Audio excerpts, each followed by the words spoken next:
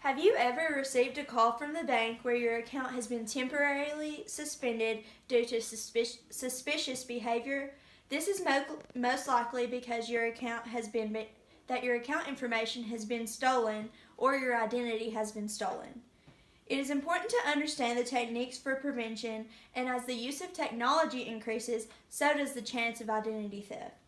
Identity theft has become more frequent, and there are consequences for the victims as well.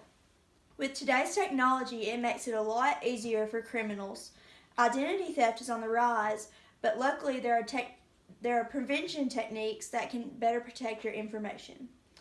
First, we're going to talk about identity theft and how it is happening a lot and the possible outcomes for victims. Identity theft has become very frequent, and if it's bad enough, it can greatly affect the victim.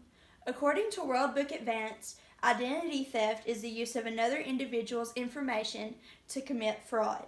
Identity theft can also severely damage your reputation. If dues on a stolen credit card are not paid in time, that can greatly affect your credit score.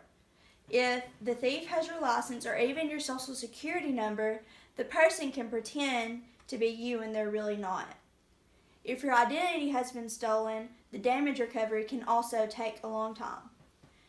A driver's license is something you need to go places, but if it is stolen, it could take weeks or days to get it back.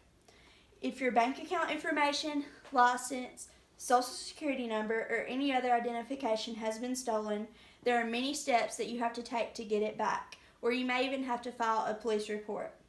Secondly, we will discuss how technology has greatly impacted identity theft.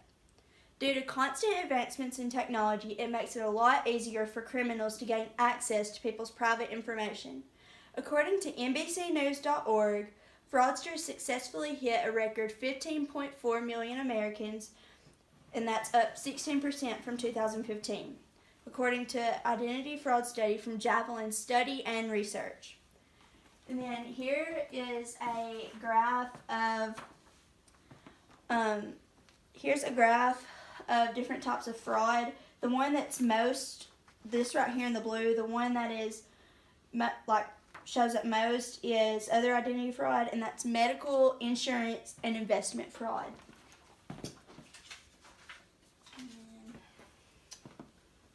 In an interview with Marie Frank, an attorney, her identity was stolen by a secretary in another law office that had access to computers and the internet. The law firm she worked at had a subscription to a reseller of credit reports, and she could go order several of them at one time. This woman had stolen several other identities besides Marie's. When online shopping, criminals often hack into systems for customers' credit and debit card information. There are numerous reasons why people choose online shopping over going to a store and purchasing items. According to IdentityGuard.com, people are increasing their online shopping for a number of reasons. It's convenient, more stores have an online presence, and shipping is quicker than ever. And then here is a graph of customers' top online shopping motivation. And the top one is free delivery, and some other ones are they can receive purchases on the same day, or they can compare different products.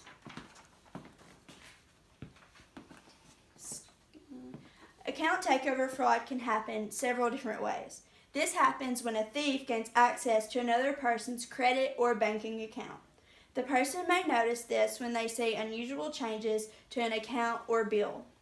Thieves may use this strategy to buy items over the internet or telephone. Skimmers are the new method thieves are using to gain access to people's financial information. They are mostly used on debit or credit cards in ATMs. Skimming has gotten more advanced where it takes a photo of the card, or it can get the card's information through the magnetic strip. Lastly, we will talk about some techniques that can be used to prevent identity theft. It is crucial to keep your personal information private. There are several steps you can do to protect your information and lessen the chance of identity theft happening to you. No one is exempt from identity theft happening to them, but if you use these common sense tips, you can lower your risk. One thing that banks and other financial institutions are doing are they are turning to more secure ways of handling people's money.